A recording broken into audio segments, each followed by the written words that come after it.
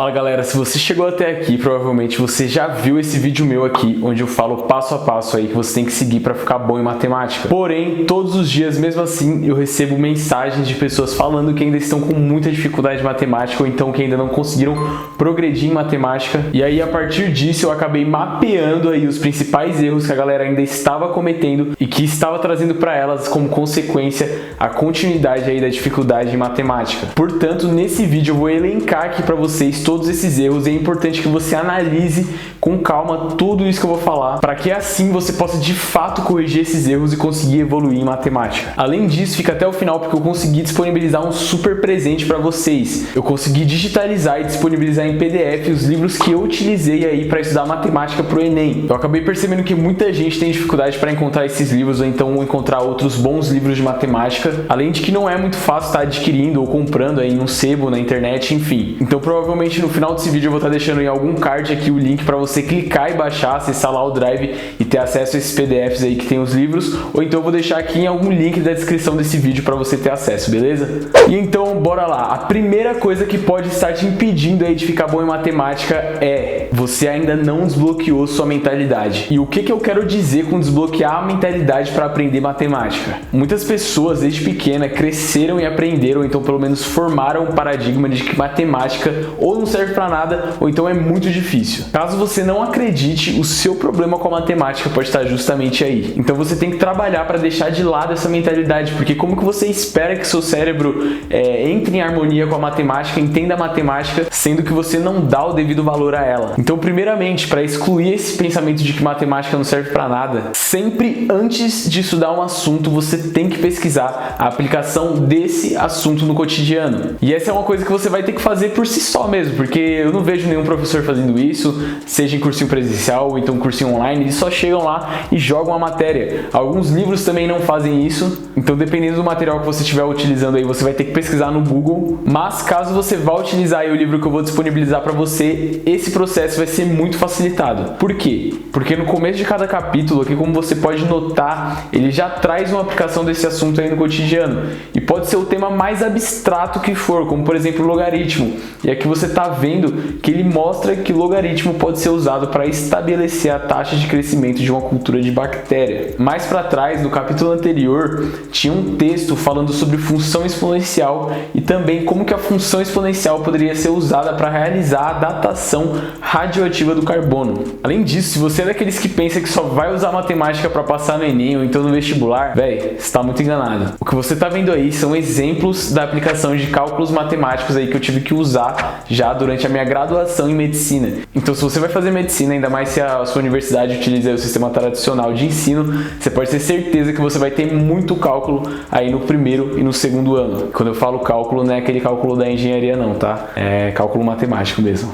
Segundo erro que você pode estar cometendo, talvez você não esteja seguindo uma escala de exercícios. Quando eu falo seguir uma escala de exercícios, eu tô querendo dizer que você sempre, em todas as hipóteses, tem que começar resolvendo exercícios fáceis, de verdade, aqueles mais fáceis possíveis, e depois ir progredindo paulatinamente, ou seja, aos poucos, subindo aí o nível de dificuldade de maneira linear. E um exemplo de exercício mais simples ou então mais fácil, geralmente são os exercícios de manipulação. E o que seriam os exercícios de manipulação? Os exercícios de manipulação são exercícios que não possuem texto envolvido ou então enunciado ali por trás. Então eles pedem somente a aplicação daquilo que você estudou de maneira bruta mesmo. Então eu vou mostrar aqui para vocês. Por exemplo, você terminou de estudar a progressão aritmética, né, a famosa PA, e estes seriam exemplos de exercícios de manipulação.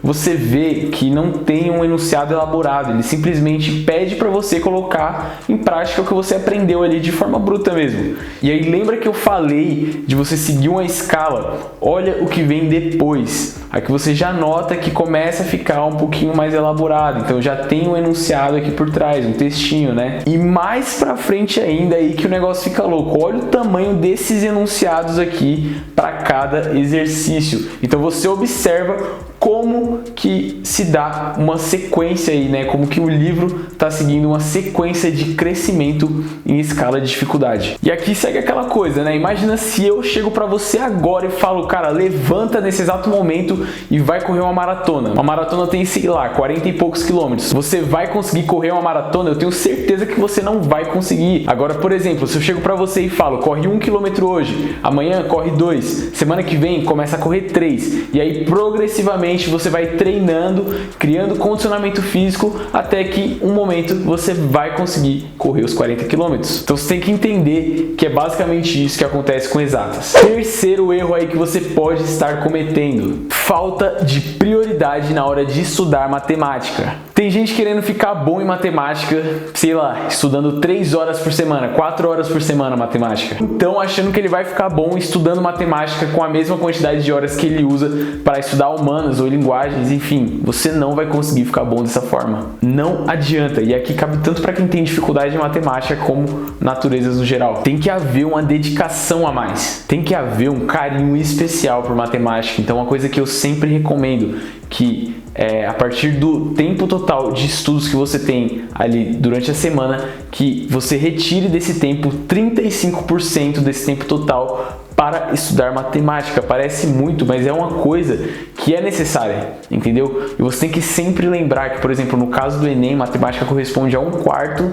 da nota, né, pelo menos da prova objetiva, sendo que matemática é a matéria que vai te permitir ter mais escala em relação de quantidade de acertos e nota. E agora, quarto erro, e talvez o erro que 90% dos estudantes que estudam matemática cometem: autossabotagem. Cara, você tem que entender que na matemática a autossabotagem de qualquer assunto vai comprometer todo o resto. Lá no meu primeiro vídeo eu explico que matemática funciona como uma teia. Se você pega essa teia e solta um fio dessa teia, você pode ter certeza que todo o resto da estrutura ou vai se soltar também, ou então vai acabar ficando muito comprometida ou enfraquecida. Então, além de que eu vejo muita gente aí negligenciando ainda a matemática básica, que é uma coisa óbvia que você tem que ter para conseguir fluir todo o resto da matemática, eu também acabo vendo muita gente estudar mal estudado um assunto e já querer pular para o próximo. E se você está fazendo isso, meu querido, você pode ter certeza que não vai rolar. Então vamos supor, um exemplo que veio aqui agora na minha cabeça, não planejei nem nada. Vamos supor que você tem dificuldade em logaritmo, ou então você está com muita dificuldade de logaritmo. Aí eu chego para você e pergunto: você estudou muito bem estudado função exponencial e equação exponencial? Você responde: não estudei.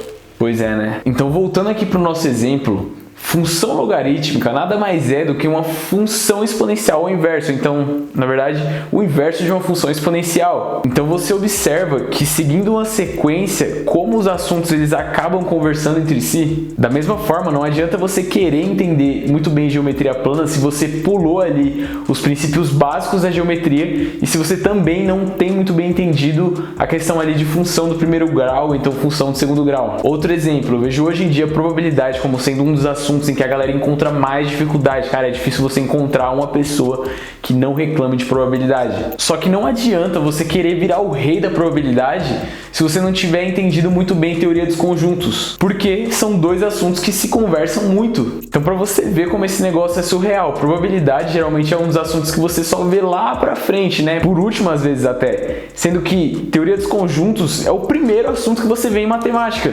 Então, olha como uma coisa que você veria lá no final tá comprometida por causa de uma coisa que você não entendeu aqui justamente bem no comecinho. E além de tudo, ainda quero deixar um erro bônus aí, né?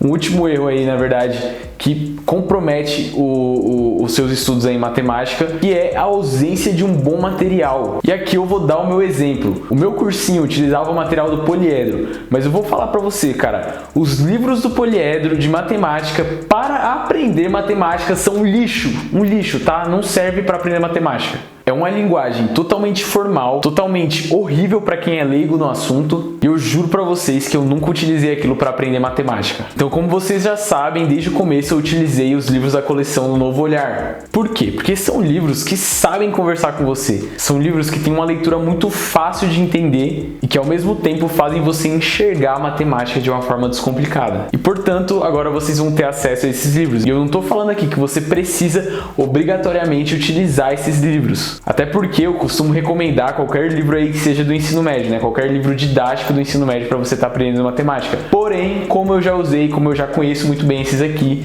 então eu sei que são ótimos livros, são livros de confiança e que eu realmente indico muito. E bom, galera, o vídeo de hoje foi sobre isso. Ficamos por aqui, espero que você tenha entendido toda a mensagem aí que eu tinha para passar para você. Caso tenha ficado alguma dúvida, deixa aí nos comentários desse vídeo porque eu estarei respondendo. E por fim, vou pedir para você me seguir no Instagram porque eu estou postando muito conteúdo lá todos os dias. Eu tenho certeza que esse conteúdo pode agregar muito na sua aprovação aí no Enem ou no vestibular para medicina. Fechou? Um abraço e até a próxima.